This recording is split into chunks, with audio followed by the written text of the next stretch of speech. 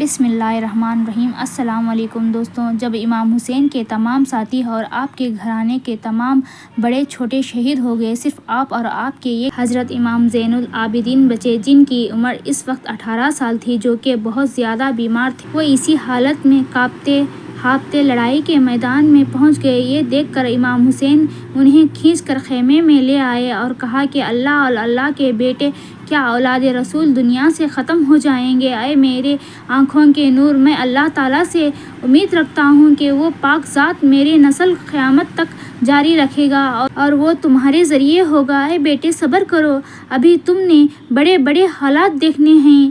ہمت اور شریعت محمدی سے کبھی الگ نہ ہونا۔ امام حسین اپنے بیٹے کو وصیت کرنے کے بعد ان کی آنکھوں کو بوسہ دیتے ہیں اور چھاتی سے لگا لیتے ہیں اور تمام گھرانے کے لوگوں کو گلے لگا کر پیار کرتے ہیں، اور تمام شہزادیاں لپٹ لپٹ کر بے قراری سے روتی تھیں۔ آپ نے حضرت زینب سے فرمایا، پیاری بہن، میرے ہتھیار لاؤ۔ اپنے لڑائی کے ہتھیار اپنے بدن پر لگائے اور تلوار ذوالفقار ہاتھ میں لیے اور دلدل گھوڑے پر سوار ہوئے اور میدان جنگ کی طرف رخ کیا تو شہزادیاں بے قرار ہو کر کہنے لگی کہ آپ اس خوفناک جنگل اور دشمنوں کی فوج میں ہم کو کس کے سپرد چھوڑ کر جا؟ آپ نے فرمایا، اے اولاد رسول صبر کرو، یہ ہمارا امتحان کا وقت ہے، خبردار ہو جاؤ، اپنے ثواب و خدمت میں فرق نہ آنے دو، اللہ تمہارے حامی و ناصر ہے۔ تسلی دے کر آپ لڑائی کے میدان میں چلے گئے۔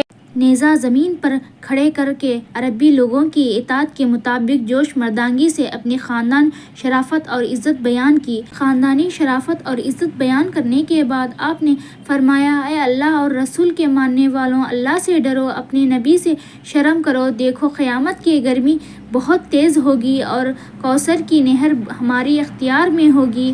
ذرا سوچو تو، کیا میں یہاں خود سے آیا ہوں؟ تم نے مجھے نہیں بلایا تھا اور یہ مزہ چکھایا کہ میری اولاد اور مجھ کو پانی کے لیے ترسایا اور سب کو مچھلی کی طرح تڑپایا۔ میرے بیٹے، بھائی، بھتیجے سب کو میرے سامنے شہید کر ڈالا اور مجھے مارنے پر تیار ہو گئے۔ اگر یہ میرا مارنا ملک کے لیے ہے تو مجھے ملک سے دوسرے ملک کے بھیج دو، میرا راستہ چھوڑ دو، اور اگر تم دین محمدی کی خاطر مجھے مارنا چاہتے ہو، میرے سر کو جھکانا چاہتے ہو تو میں اپنا سر تو کاٹ لوں گا، مگر میں اپنے نانا کے دین کے ساتھ کبھی بھی غداری نہیں کروں گا۔ یہ درد بھری باتیں سن کر لوگوں کے دل میں اثر ہونے لگا۔ اتنے میں عمر بن سعد اور شمر وغیرہ نے سب ڈانٹ کر، خبردار، ان کی بات مت سنو اور ان کو مہلت نہ دو، اور آپ سے کہا، اے علی کے بیٹے، چپ ہو جاؤ، بات کو مت بڑھاؤ، برائی کو دماغ سے نکال دو، جب تک یہ عزم کی تم بیعت نہ کرو گے اس وقت تک تمہیں پانی نہیں ملے گا اور نہ کہیں جا سکتے ہو۔ یہ کہہ کر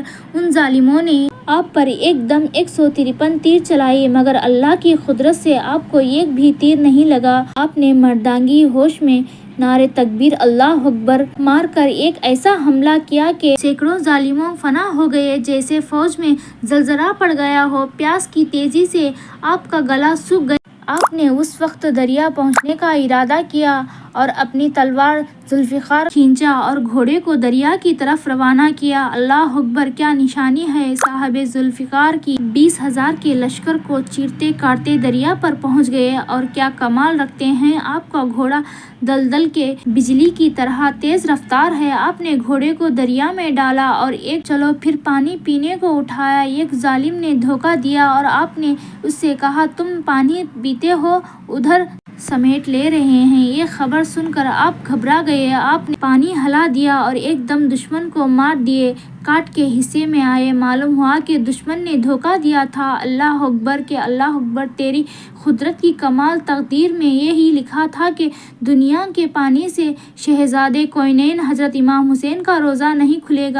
دریا پر جانے اور ان میں آپ نے 400 ظالموں کو قتل کر دیا۔ حضرت امام حسین خیمے میں تشریف لائے تو کیا دیکھتے ہیں کہ شہزادیاں بے قراری سے رو رہی تھیں۔ آپ نے سب کو گلے سے لگایا اور فرمایا کہ اولاد رسول آخری دیدار ہے، تم کو اللہ کے سپرد کر دیتا ہوں۔ یہ بات سن حضرت شیر بانو تڑپ گئی اور کہا، یہ میرے غم خوار دنیا کے لحاظ سے میں ایران کی بادشاہ کی بیٹی ہوں، لیکن بے وطن اور بے کسی آپ کی بیٹیاں اور بہنوں تو اولاد رسول ہیں، ممکن ہے کہ وہ لوگ ان کی عزت کا لحاظ رکھیں گے، مگر میرا لحاظ کون رکھے گا؟ اس وقت آپ نے آسمان کی طرف دیکھا اور آنکھوں میں آنسو بھر آئے۔ فرمایا خداوند کریم میری عزت کی حفاظت کرے۔ پھر شہر والوں سے فرمایا تم یہ غم نہ کرو، میں اللہ تعالیٰ کی دین کی حفاظت میں جان دے رہا ہوں، وہی تمہاری حفاظت کرے گا۔ یہ فرما کر آپ پھر میدان میں آئے۔ ابن سعد اور